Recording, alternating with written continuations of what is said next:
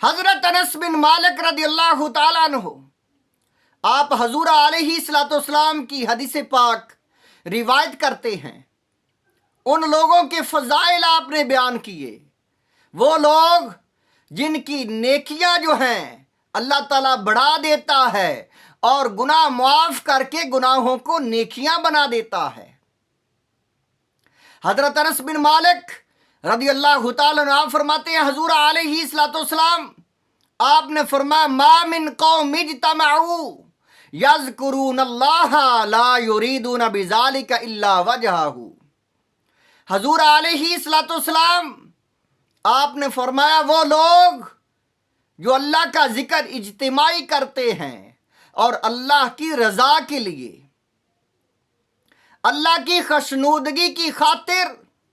اللہ کو راضی کرنے کے لیے جو سارے لوگ جو ہے اکٹھے ہو کر اللہ کا ذکر کرتے ہیں، ان لوگوں کی شان عظمت اتنی بڑی ہے، اجر اتنا بڑا ہے ان کے لیے۔ الا ناداہم مناد من السماء،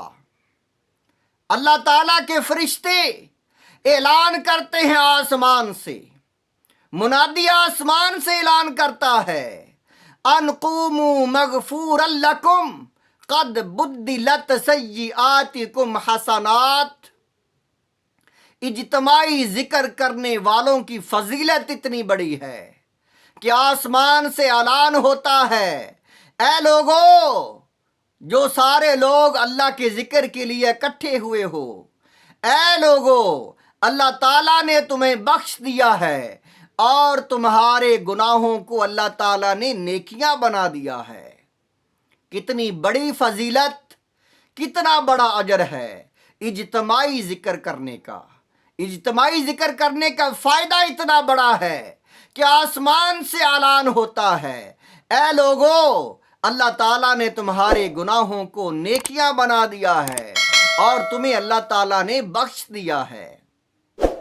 دوسری حدیث پاک حضرت سہل بن حنظلہ رضی اللہ تعالیٰ عنہ آپ راوی ہیں، قال آپ نے فرمایا قال رسول اللہ صلی اللہ علیہ وآلہ وسلم، حضور علیہ الصلوۃ والسلام آپ نے فرمایا ما جلس قوم مجلسا یذکرون اللہ، وہ لوگ جو اللہ کا ذکر کرنے کے لیے اکٹھے ہوتے ہیں، فرمایا کوئی بھی یعنی قوم ایسی نہیں ہے کہ وہ اللہ کے ذکر کے لیے اکٹھی ہو، فرمایا فیہ فیقوم حتی یقال لہم قوموا قد غفر اللہ لکم ذنوبکم وبدلت سیئاتکم حسنات۔ فرمایا جب وہ اللہ کے ذکر کے لیے اکٹھے ہوتے ہیں تو اعلان یہ ہوتا ہے کھڑے ہو جاؤ، جب ذکر الہی ختم ہوتا ہے تو اعلان ہوتا ہے، کہا جاتا ہے قوموا قد غفر اللہ لکم ذنوبکم وبدلت سیئاتکم حسنات، کہ کھڑے ہو جاؤ اللہ تعالیٰ نے تمہارے گناہوں کو نیکیاں بنا دیا ہے اور اللہ تعالیٰ نے تمہیں بخش دیا ہے۔ اتنی بڑی فضیلت ہے ذکر الہی کرنے والوں کی۔ ایک حدیث پاک میں تو یہ ہے کہ سب سے زیادہ اجر و ثواب قیامت کے دن، سب سے زیادہ مرتبہ، سب سے زیادہ فضیلت،